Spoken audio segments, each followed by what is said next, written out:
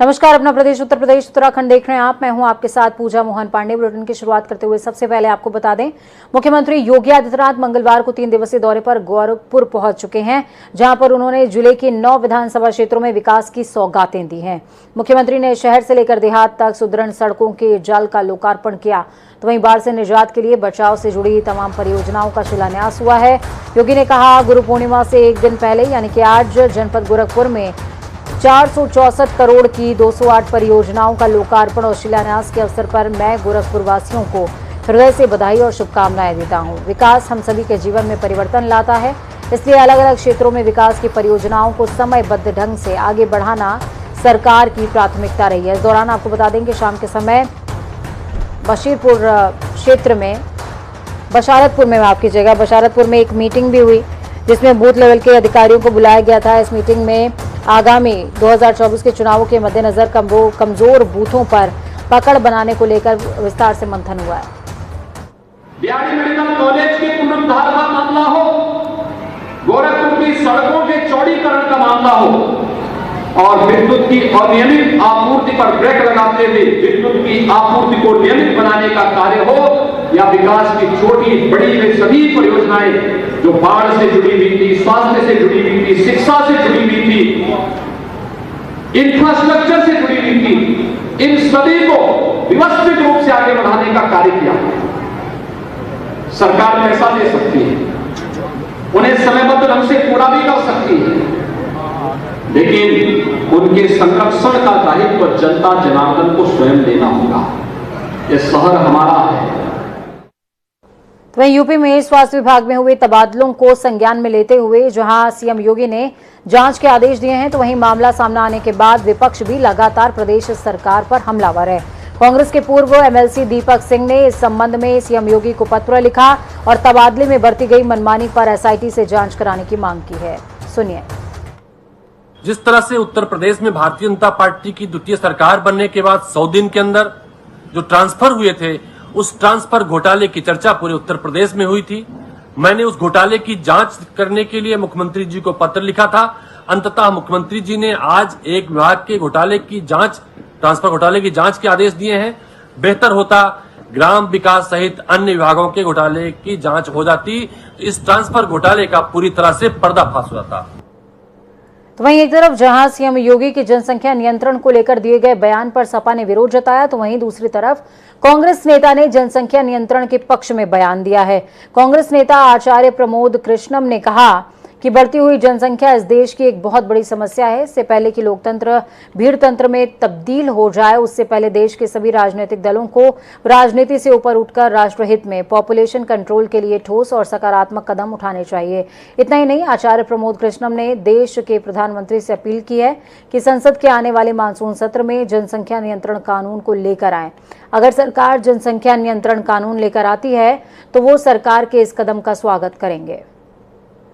देखिए, जिस तरह से आबादी बढ़ रही है वो इस देश के लिए बहुत बड़ा खतरा है, क्योंकि हमारे संसाधन सीमित हैं। कितनी सड़कें चौड़ी की जाएंगी, कितने फ्लाईओवर बनाए जाएंगे, कितनी मेट्रो चलाई जाएंगी। सड़क पे देखो भीड़, हॉस्पिटल में देखो भीड़, स्कूल कॉलेज में देखो भीड़। कोई जगह ही नहीं है जहाँ पैर रखने को भी जगह बची हो। आसमान में भीड़, ट्रेनों में भीड़, धरती पे भीड़, समंदर में भीड़, भीड़ ही भीड़। तो मुझे लगता है कि अगर आबादी को कंट्रोल करने के लिए कोई ठोस कदम नहीं उठाए गए तो ये जो लोकतंत्र है ये भीड़ तंत्र में बदल जाएगा। तो वहीं आरएलडी प्रमुख जयंत चौधरी ने आगरा के खंदौली में युवा पंचायत को संबोधित किया। इस दौरान उन्होंने अग्निपथ भर्ती योजना पर सवाल उठाए। उन्होंने कहा कि साल 2000 के बाद सेना में कोई भर्ती नहीं हुई, युवा बेरोजगार घूम रहे हैं। उन्होंने आगे कहा कि जब सेना के जवान पेंशन के हकदार नहीं हैं तो सांसद और विधायकों की पेंशन क्यों। जयंत चौधरी ने अग्निपथ योजना के विरोध के दौरान हुई हिंसा में युवाओं के खिलाफ दर्ज किए गए मुकदमों को वापस लेने की मांग भी उठाई। आरएलडी अध्यक्ष ने सभा को संबोधित करने के दौरान पीएम मोदी पर भी जमकर निशाना साधा। उन्होंने कहा, प्रधानमंत्री मोदी युवाओं की भावनाओं को समझना ही नहीं चाहते हैं। प्रधानमंत्री कि वो कौन से सलाहकार हैं जो बिना सोचे समझे फैसला ले लेते हैं। उन्होंने युवाओं से कहा कि वो राज्यसभा में अग्निपथ भर्ती योजना का विरोध करेंगे। वहीं अलीगढ़ में सपा की नेता रही रुबीना खानम इन दिनों सुर्खियों में बनी हुई हैं।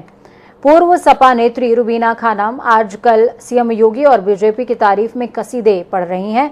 उन्होंने सीएम योगी के बयान को भी सही बताया और विपक्षियों पर जमकर निशाना साधा। रुबीना खानम ने कहा कि हिंदुस्तान प्यार, मोहब्बत, अमन और भाईचारे की जिंदा मिसाल है। देश के दुश्मन देश में ही उपद्रव करने की कोशिश कर रहे हैं, आतंकियों को अपना मान रहे हैं। उन्होंने सीएम योगी के स्वतंत्रता सप्ताह के आह्वान को भी सही बताया है और कहा कि 7 दिनों तक हर रोज हर घर पर तिरंगा लहराया जाएगा, जिससे प्रदेश की जनता के दिलों में देशभक्ति की ज्वाला जलेगी और ये फैसला देश के दुश्मनों के मुंह पर करारा तमाचा होगा। कहते हैं कि हिंदुस्तान जन्नत निशान है। हिंदुस्तान प्यारो, मोहब्बत, अमन और आपसी भाईचारे की जिंदा मिसाल है। लेकिन आजकल जिस तरह देश के दुश्मन देश में ही भीतरघात करने का प्रयास कर रहे हैं, देश को आतंक की आग में झोंकने के मंसूबे बना रहे हैं, ये घर घर तिरंगा अभियान देश के उन दुश्मनों के मुंह पर करारा तमाचा है।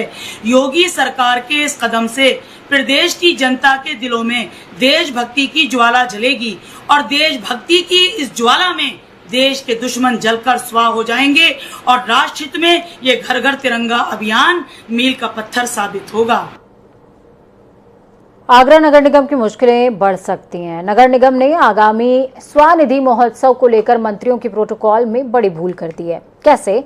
दरअसल निगम ने सुर सदन में होने वाले स्वनिधि महोत्सव में कैबिनेट मंत्री योगेंद्र उपाध्याय को राज्य मंत्री बता डाला। तो वहीं दूसरी तरफ केंद्रीय कानून राज्य मंत्री एसपी सिंह बघेल का नाम ही नदारत है। अब इसे भूल कहें या फिर लापरवाही, लेकिन मंत्रियों को लेकर इतनी बड़ी लापरवाही कार्यक्रम के जिम्मेदारों पर गाज गिरने के लिए जिम्मेदार भी बन सकती है और काफी भी है। इस लापरवाही या भूल का नतीजा अब क्या होता है, ये आगे कार्रवाई बताएगी। पीएम मोदी 16 जुलाई को जालौन दौरे पर आ रहे हैं, जिसकी तैयारियां जोरों शोरों से चल रही है। पीएम मोदी का इस महीने में उत्तर प्रदेश का दूसरा दौरा होने जा रहा है। इस दौरान पीएम जालौन की जनता को बुंदेलखंड एक्सप्रेसवे की सौगात देंगे। पीएम मोदी के दौरे की तैयारियों पर सीएम योगी खुद निगरानी कर रहे हैं। सीएम योगी ने जालौन जाकर तैयारियों का जायजा भी लिया। ये एक्सप्रेसवे बुंदेलखंड के 5 जिलों चित्रकूट, बांदा, हमीरपुर, महोबा, जालौन से होकर औरैया और इटावा जिले में कुदरैल के पास लखनऊ आगरा एक्सप्रेसवे से जुड़ा हुआ है। बुंदेलखंड एक्सप्रेसवे पूरे बुंदेलखंड वासियों के लिए एक बड़ी सौगात है। एक्सप्रेसवे को बनने के लिए लगभग 28 महीने बीत चुके हैं। इस एक्सप्रेसवे की कुल लागत 14,825 करोड़ रुपए बताई जा रही है, जिसकी कुल लंबाई 294 किलोमीटर है, जो चित्रकूट से लेकर इटावा तक जुड़ी हुई है और ये पीएम मोदी और सीएम योगी का ड्रीम प्रोजेक्ट भी कहा जा रहा है। इस एक्सप्रेसवे पर डिफेंस कॉरिडोर भी बनाया जा रहा है, जो कि बुंदेलखंड के लोगों के लिए एक बड़ी सौगात होगी और कहीं ना कहीं यहाँ पर लोगों के लिए रोजगार के नए आयाम भी स्थापित होंगे। बाराबंकी से भागे प्रेमी जोड़े को पुलिस ने लखनऊ के अमौसी एयरपोर्ट पर पकड़ लिया और जब लड़की को उसके पिता ने घर चलने की बात कही तो वो उनसे ही भिड़ गई। पिता हाथ जोड़कर रोता रहा, लेकिन लड़की नहीं मानी, जिसके बाद पुलिस दोनों को अपनी कस्टडी में ले गई है।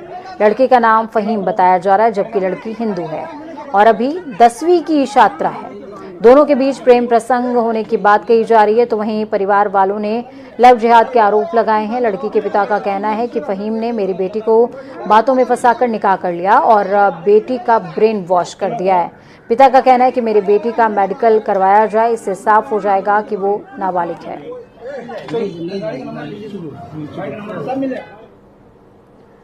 वहीं सुहेलदेव भारतीय समाज पार्टी के राष्ट्रीय अध्यक्ष ओम प्रकाश राजभर अखिलेश यादव से मिलने वाले हैं। आपको बता दें कि आज सुभाषपा पत्रकार वार्ता करने वाली थी, जिसे स्थगित करना पड़ा। उदयवीर सिंह ने बताया कि अखिलेश यादव अचानक से नेताजी की धर्मपत्नी के निधन में व्यस्त हो गए थे। मुलाकात और पत्रकार वार्ता दोनों इसी वजह से हमें स्थगित करना पड़ा। ये मुलाकात राष्ट्रपति चुनाव को लेकर होनी थी, जिसके बाद 16 जुलाई को लखनऊ में पीसी होगी। अब ये मुलाकात जैसे ही होती है 16 जुलाई को, उसके बाद पीसी होगी। एटा में डीआईजी अलीगढ़ दीपक कुमार ने पुलिस लाइन में रिक्रूट आरक्षियों के दीक्षांत परेड में शामिल होकर रिक्रूट आरक्षियों की ट्रेनिंग पूरी होने पर उन्हें शुभकामनाएं दी और उन्हें प्रशंसा पत्र भी वितरित किए हैं। इसके बाद डीआईजी दीपक कुमार ने एटा एसएसपी कार्यालय के नवनिर्मित मुख्य गेट का भी उद्घाटन किया। आपको बता दें कि जिले की पुलिस लाइन में 192 रिक्रूट आरक्षियों ने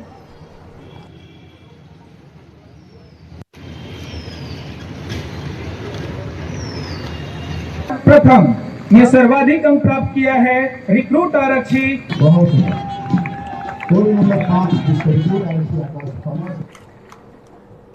वाराणसी की ज्ञानवापी मस्जिद श्रृंगार गौरी मामले पर कोर्ट में मुस्लिम पक्ष की तरफ से दलीलें पूरी हो गई हैं। इसके बाद हिंदू पक्ष की ओर से भी दलीलें पेश की गईं। कोर्ट ने अगली सुनवाई के लिए कल 13 जुलाई की जो तारीख है वो मुकर्रर करी है। जिला जज डॉक्टर अजय कृष्ण विशेश्वर की कोर्ट में दोपहर 2 बजे से सुनवाई शुरू हुई। पहले मुस्लिम पक्ष ने अपना पक्ष रखा, दलील पेश करी। इसके बाद हिंदू पक्ष की ओर से अधिवक्ता विष्णु शंकर जैन ने दलीलें रखी हैं। इस केस में वादी पक्ष ने श्रृंगार गौरी समेत ज्ञानवापी परिसर में मौजूद विग्रहों की पूजा का अधिकार मांगा है। इसमें तय होना है कि हिंदू पक्ष की ओर से दायर मामला सुनवाई के योग्य है या फिर नहीं। सुनवाई के दौरान कोर्ट के बाहर और अंदर सख्त सुरक्षा व्यवस्था रखी गई और कोर्ट में 60 लोगों के प्रवेश को ही परमिशन मिली थी।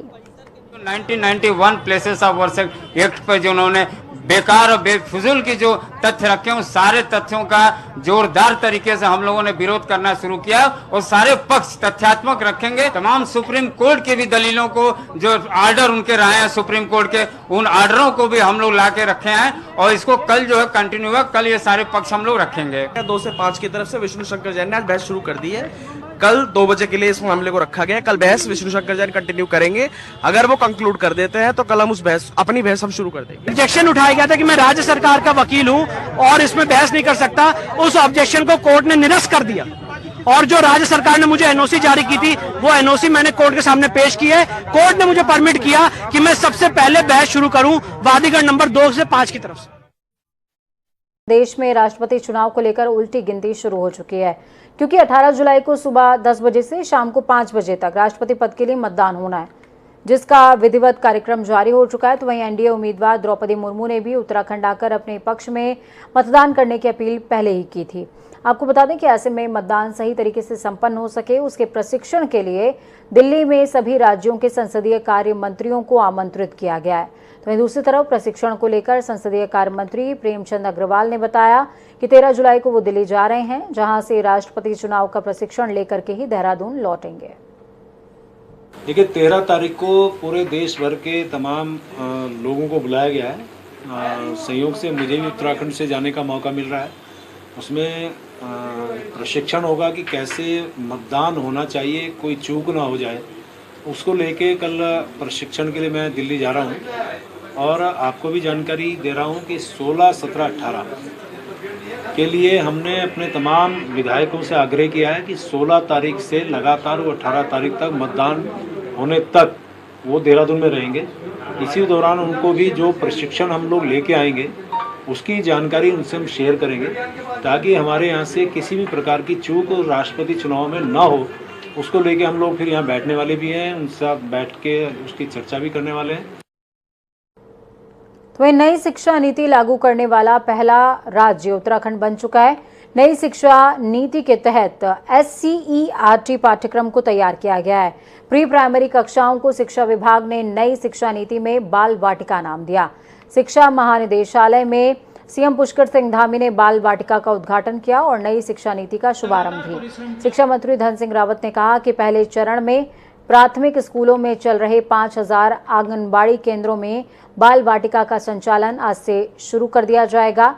राज्य शैक्षिक अनुसंधान और प्रशिक्षण परिषद की ओर से आंगनबाड़ी कार्यकर्ताओं और शिक्षकों के लिए हस्त पुस्तिका के साथ ही बच्चों के लिए स्वास्थ्य संवाद और सृजन नाम की 3 अभ्यास पुस्तिकाएं दी गई हैं। और आज उत्तराखंड के अंदर हमारे देश के शिक्षा मंत्री श्री धर्मेंद्र प्रधान जी और हमारे उत्तराखंड के शिक्षा मंत्री भाई धन सिंह रावत जी, उनके अथक प्रयासों से यहाँ पर आज बाल वाटिका और नई शिक्षा नीति का यहाँ पर लागू हो गई है। नई शिक्षा नीति प्रारंभ हो गई है, जहाँ पर हमारा भौगोलिक रूप से, प्राकृतिक रूप से अत्यंत ही हमारा महत्वपूर्ण राज्य है। इस शिक्षा नीति के लागू होने से हमारे सभी आने वाले जो नई पीढ़ी है, हमारे नौनिहाल हैं, हमारे छोटे छोटे बच्चे हैं, उन सभी के भविष्य का एक नव निर्माण होगा। नई राष्ट्रीय शिक्षा नीति जो हमारे प्रधानमंत्री जी ने 2020 को लागू की थी, वो सभी राज्यों को अनिवार्य रूप से लागू करनी है। और उत्तराखंड राज्य में आज मुख्यमंत्री जी ने इसको जो है बाल वाटिका के रूप में आज शुरुआत की है। लगभग 4,500 आंगनवाड़ी केंद्रों में हम आज से इसकी शुरुआत कर रहे हैं और आज से नई शिक्षा नीति उत्तराखंड में लागू कर दी गई है। उत्तराखंड में कांग्रेस के बड़े नेताओं के एक गुट ने 2 दिनों से हलचल मचाई हुई है। पहले हुई हरक सिंह रावत की प्रीतम सिंह से मुलाकात और हरक सिंह रावत की पूर्व सीएम भगत सिंह कोश्यारी से मुलाकात के कई मायने निकाले जा रहे हैं। हरक सिंह रावत, प्रीतम सिंह और भुवन कापड़ी समेत आधा दर्जन कांग्रेसी नेताओं का दल मंगलवार को हरिद्वार के जयराम आश्रम पहुंचा। जयराम आश्रम पहुंचकर कांग्रेस नेताओं ने वरिष्ठ संत ब्रह्म स्वरूप ब्रह्मचारी से मुलाकात की। हालांकि मीडिया से बात करते हुए सभी नेताओं ने इसे शिष्टाचार भेंट बताया है। प्रीतम सिंह ने कहा कि हरक सिंह रावत ने मुलाकात के पीछे कोई राजनीति नहीं है, वो घर की दहलीज लांघकर पार्टी को मजबूत करने का काम कर रहे हैं। तो वहीं हरक सिंह रावत ने भी पूर्व मुख्यमंत्री भगत सिंह कोश्यारी से मुलाकात पर बोलते हुए कहा कि कोश्यारी जी उनके पुराने व्यक्तिगत संबंध हैं। कल उनकी कोश्यारी जी से शिष्टाचार भेंट हुई थी, उसके राजनीतिक मायने नहीं निकाले जाने चाहिए। मिलकर के कांग्रेस के हित के लिए काम करने चाहिए, मिलकर के प्रदेश के हित के लिए काम करना चाहिए। आने वाली कावड़ मेला है, इसमें भी कांग्रेस के लोगों को कावड़ियों की मदद करनी चाहिए, उनका स्वागत करना चाहिए। मेरा तो भाव यही है कि ये लोग आगे बढ़े। ये तो पार्टी का निर्णय है, पार्टी जिसको भेजेगी हमारा आशीर्वाद उसको है ही है। कांग्रेस ऐसा नहीं है कि कांग्रेस के लोग अपने घर में बैठे रहेंगे। कांग्रेस को मजबूत करने के लिए हमको घर की दहलीज से बाहर कदम रखने हैं और इसी कड़ी में कल मैं हरक सिंह जी से उनके आवास पर मिलने गया था, उनसे बात हुई। आज हम हरिद्वार आए हैं और निकट भविष्य में आप देखेंगे कि हम सब लोग मिलकर के पूरे प्रदेश के अंदर जो है आम जन के बीच में जाने का काम करेंगे और सरकार जो जन विरोधी निर्णय ले रही है उससे आम जन को अवगत कराने का काम करेंगे। देखिए, कोश्यारी से मेरे बहुत ही व्यक्तिगत संबंध हैं और आज के नहीं है। मैं जब विद्यार्थी छात्र राजनीति कर रहा था तब से माननीय कोश्यारी जी और मेरे संबंध थे और मैं सामान्य रूप से उनसे हमेशा मिलता रहता। जब मैं तिवारी जी के सरकार में मंत्री था तब भी वो विपक्ष के नेता थे, भाजपा के प्रदेश अध्यक्ष थे, तब भी मेरे संबंध। वहीं कांग्रेस विधायक सुमित हृदयेश ने उत्तराखंड सरकार पर महंगाई से लेकर आम जनता को त्रस्त करने तक का आरोप लगाया। साथ ही कुमाऊं के सबसे बड़े नगर निगम हल्द्वानी की व्यवस्थाओं पर भी सवालिया निशान खड़े किए और कहा कि नगर निगम ने नाला सफाई के नाम पर 18 लाख का बजट जारी किया और उसके बाद नाले की सफाई की ही नहीं। दूसरी तरफ ये भी कहा कि थोड़ी सी बारिश में ही पूरा हल्द्वानी तालाब में तब्दील हो गया। इस दौरान सुमित हृदयेश ने मेयर पर भी गंभीर आरोप लगाए हैं। माफ कीजिएगा, इस दौरान सुमित हृदयेश ने मेयर ने जो उनके ऊपर आरोप लगाए हैं उनको निराधार बताया है। जनपद देहरादून में अतिक्रमण के खिलाफ मसूरी देहरादून विकास प्राधिकरण का बुलडोजर लगातार कार्रवाई कर रहा है।